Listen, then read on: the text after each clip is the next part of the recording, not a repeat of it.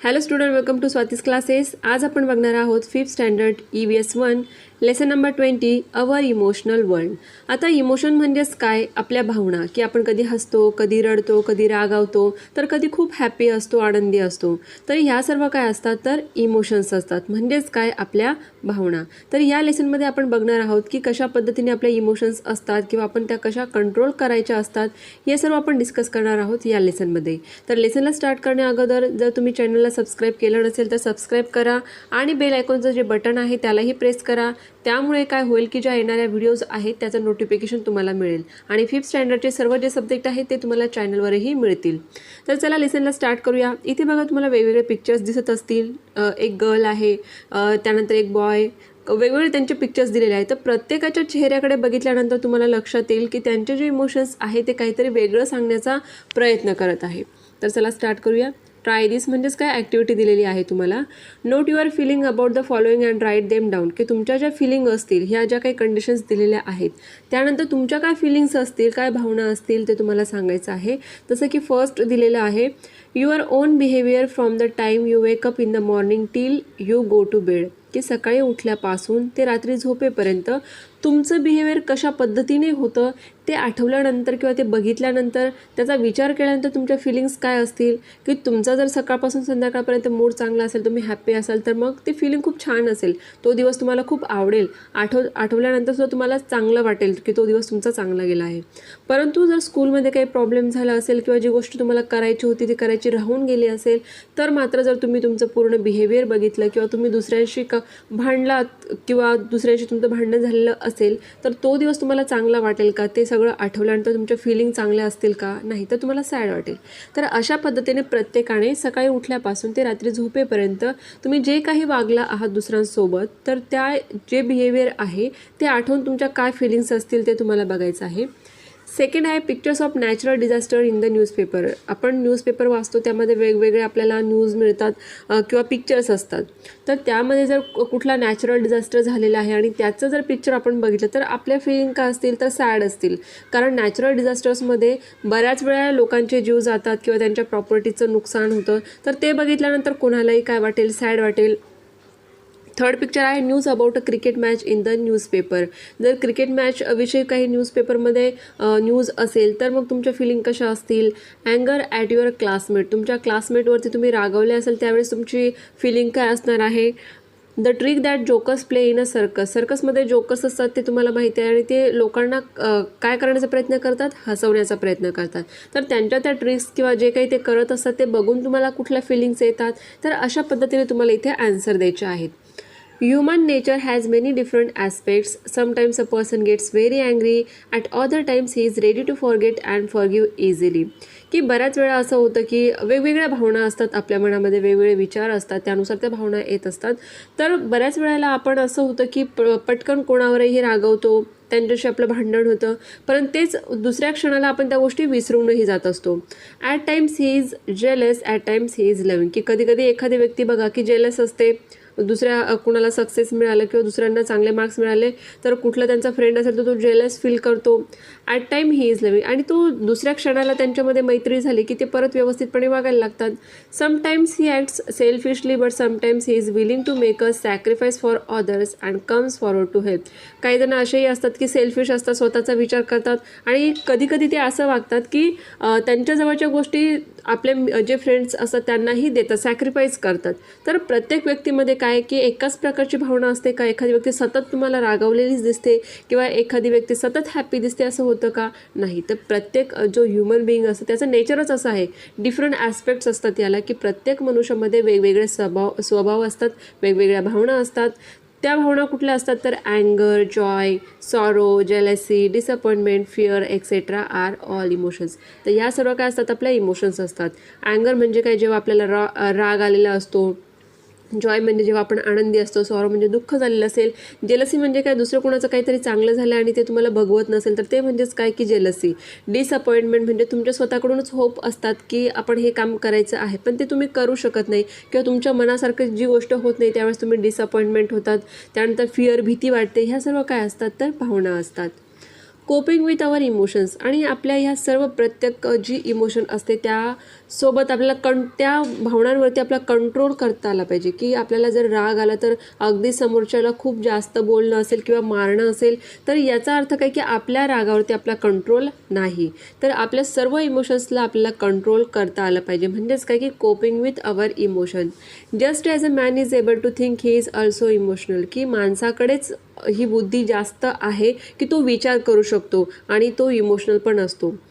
We should be able to strike a balance between our thoughts and emotions, की आपण जेव्हा काही विचार करतो त्यावेळेला इमोशन आणि आपले विचार दोघंही आपल्या काय म्हणतो आपण डोक्यामध्ये असू शकतात किंवा मनामध्ये असतात. पण प्रत्येक वेळेस आपण डोक्यानेच विचार करायचा किंवा भावनेने विचार करायचा हे आपण ठरवायचं असतं. की एखादी गोष्ट तुम्हाला करायची आहे पण तुम्हाला असं वाटत असेल की तुमच्या फ्रेंडला राग येईल तर मी करायचं की नाही करायचं, तर यावेळेला तुम्ही दोन गोष्टी करता. थॉट्स म्हणजेच काय, तुमचे विचार, तुम्ही काहीतरी विचार केलेला आहे, आणि इमोशन्स म्हणजे काय की त्यासोबत ती जी गोष्ट तुम्ही करणार आहात त्याचा परिणाम तुमच्या फ्रेंडवर होईल की नाही, म्हणजेच तुम्ही इमोशनली पण काय करत आहात तिथे विचार करत आहात. When someone hurts us, we feel sad. This is natural. However, we should know how bad to feel about it. की जर कोणी आपल्याविषयी वाईट वागलं, आपल्याला वाईट बोललं तर पटकन आपण काय होतो, सॅड होतो, अनहॅप्पी होतो. तर हे नॅचरली प्रत्येकाच्या लाईफमध्ये असे खूप सारे इन्सिडेंट्स होत असतात की ज्यामुळे कुणीतरी आपल्याला काहीतरी पटकन बोललं तर आपल्याला काय होतं, राग येतो किंवा आपण सॅड होतो, आपल्याला ते आवडत नाही. If someone does something wrong we get angry. कुणी जर चुकीचं वागलं किंवा आपल्याविषयी चुकीचं बोलत असेल तर त्यावेळेस आपण काय होतो, अँग्री, म्हणजेच आपल्याला राग येतो. However we must not lose our temper. पण याचा अर्थ असा नाही की समोरची व्यक्ती तुम्हाला बोलली आहे तर तुम्हीही तिथे जाऊन भांडण करायचं आहे. याच्याने काय होईल की तुम्ही जर तुमचा जो अँगर आहे, जो राग आहे त्याच्यावरती तुम्ही कंट्रोल नाही ठेवू शकत. It is natural to desire something but we must not be greedy for it.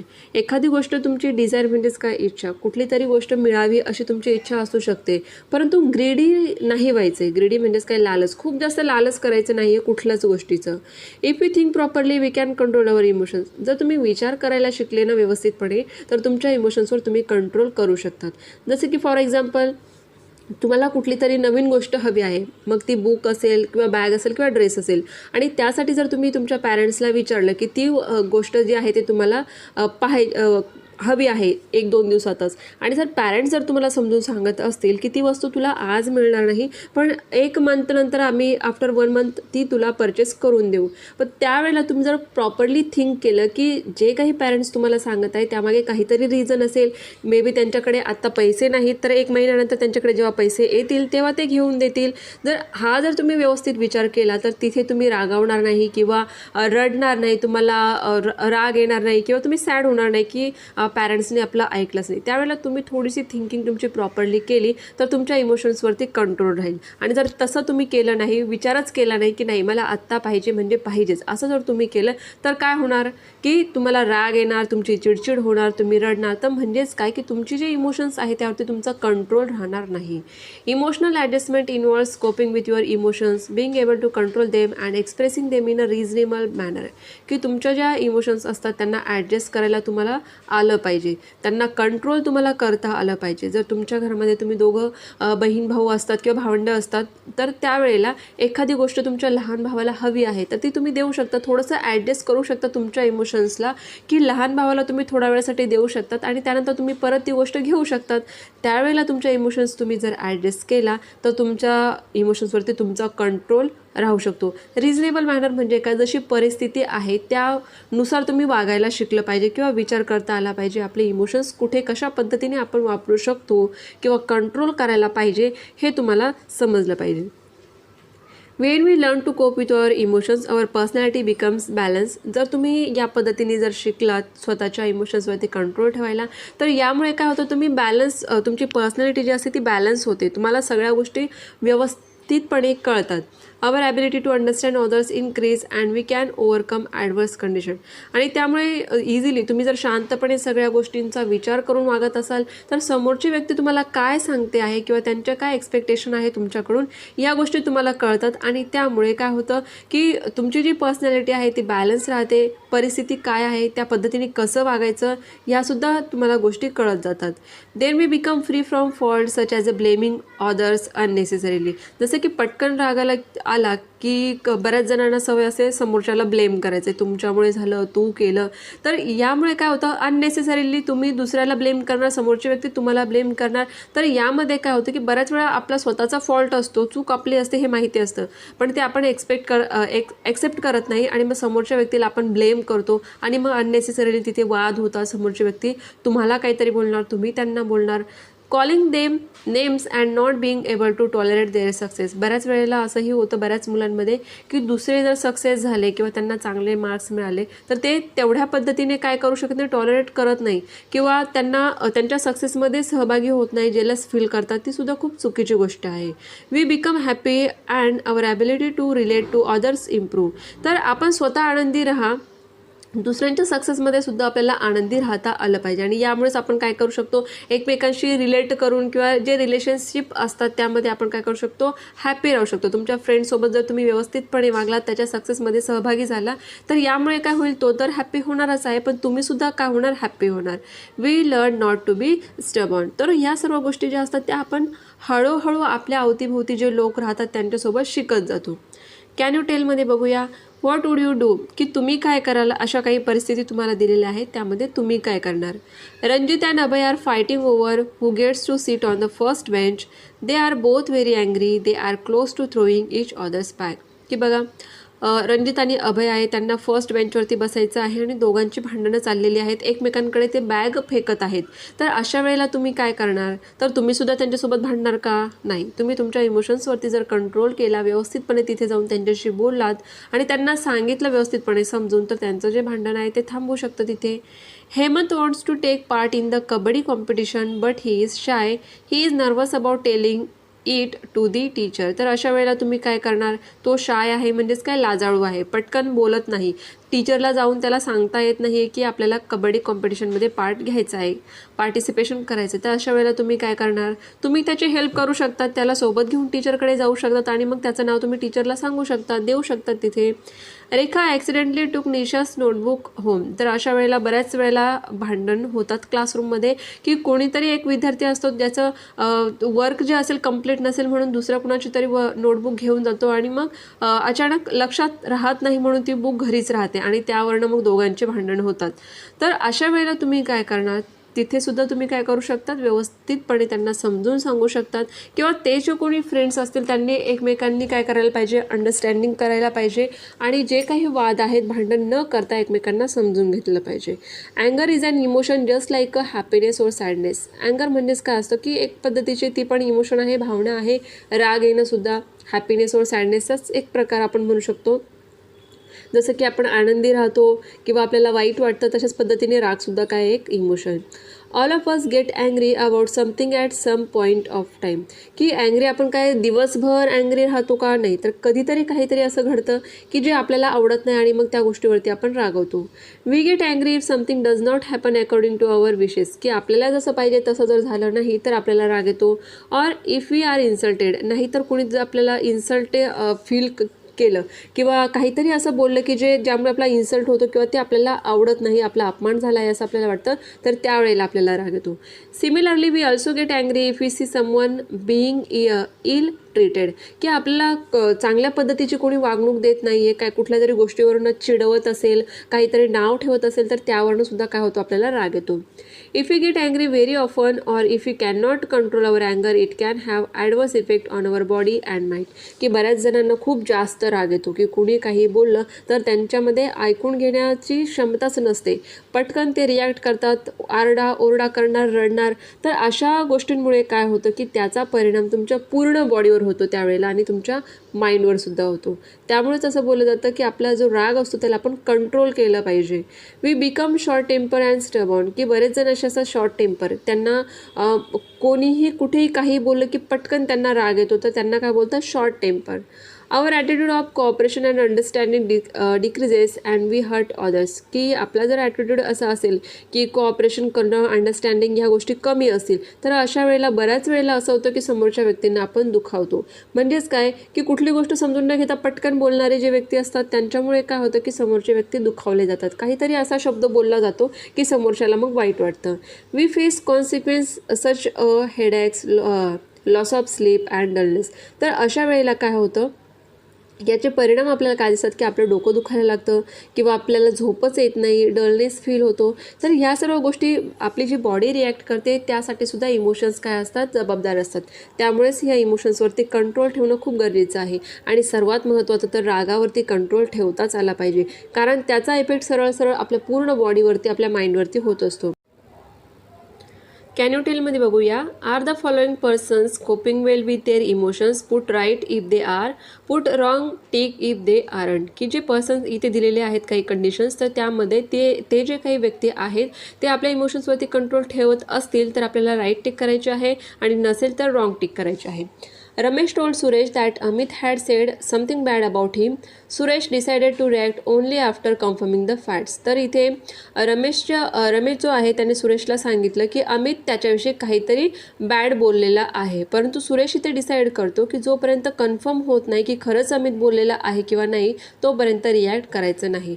तर इथे त्यांनी काय केलं आहे, स्वतःच्या इमोशन्सला कंट्रोल केलेलं आहे. जर त्याने तिथे ऐकलं असतं आणि त्याला जर खरंच वाटलं असतं की हो अमित बोललेला आहे आणि कुठल्याही गोष्टी कन्फर्म न करता तो जर डायरेक्टली तिकडे गेला असता तर दोघांमध्ये काय होणार, भांडण. म्हणजेच त्याने इथे काय केलेलं आहे, सुरेशने आपल्या स्वतःच्या इमोशन्सला कंट्रोल केलेला आहे, म्हणजेच इथे राईट टिक येणार. नेक्स्ट बघूया. Chaya and Meena usually make equal progress in their studies. The teacher praised Chaya's essay. This made Meena angry and she decided not to speak to Chaya. तर इथे काय येणार, रॉंग टिक येणार, कारण ती काय होत आहे, ते जेलस होत आहे. तिच्या फ्रेंडचा एसे जो आहे त्याला चांगलं जर टीचरनी बोललं तर त्यामुळे ती काय झाली आहे, जेलस झालेली आहे, म्हणजेच इथं रॉंग टिक येणार. Dinesh took Manoj's pen and pencil from his bag and hid them. Later he said sorry to Manoj and promised not to do it again. म्हणजेच इथे काय करणार आपण, राईट टिक करणार. नेक्स्ट आहे. Sunita wanted to go to the market with her mother but for some reason her mother had to leave early. Sunita was angry with her mother but later she asked her mother the reason why she had to leave early. Her anger subsided Wien she learn the reason. तर इथे पण काय ना, right tick येणार की कशा पद्धतीने त्यांचे जे जो काही राग होता त्याच्यावरती कंट्रोल केला किंवा इमोशन्स होता त्यावरती कंट्रोल केला. Awareness of our own flaws. Flaws म्हणजेच काय की आपल्या ज्या मिस्टेक्स, स्वतःच्याच ज्या काही मिस्टेक्स असतात त्याविषयी आपण अवेअर असलं पाहिजे, म्हणजेच ते आपल्याला माहिती असायला हव्यात. Children are often heard to say my handwriting is beautiful, I am good at maths, I like science और आय लाईक पोएट्री. तर असे बऱ्याच जणांमध्ये काय असतात, गुड क्वालिटीज असतात जे आपल्याला प्रत्येकाला माहिती असतं की आपल्याला काय चांगलं येतं किंवा काय आवडतं. This means that people likes and dislikes. ह्या काय असतात, आपल्या आवडीनिवडी असतात. And capabilities can be different. आणि आपल्या ज्या कॅपेबिलिटीज असतात त्या वेगळ्या असतात, की आपल्याला एखादी गोष्ट आवडणं आणि एखाद्या गोष्टीची जी कॅपेबिलिटी असते ह्या दोन वेगळ्या गोष्टी असतात. Just as we gradually understand what we can do, we must also understand what we are not able to do. जसं आपल्याला हे माहीत असतं की आपण काय करू शकतो, त्याच पद्धतीने आपल्याला हे सुद्धा माहीत असतं की आपण काय करू शकत नाही. म्हणजेच काय की काही मुलांना मॅथ्स खूप छान वाटत असेल परंतु त्यांना हे सुद्धा, आणि त्या इंग्लिश जर येत नसेल तर हे त्यांना माहिती असतं, त्यांना स्वतःलाच व्यवस्थितपणे माहिती असतं की हो मॅथ्स मला आवडतं परंतु मला इंग्लिश असेल किंवा हिंदी असेल सब्जेक्ट नाही आवडत.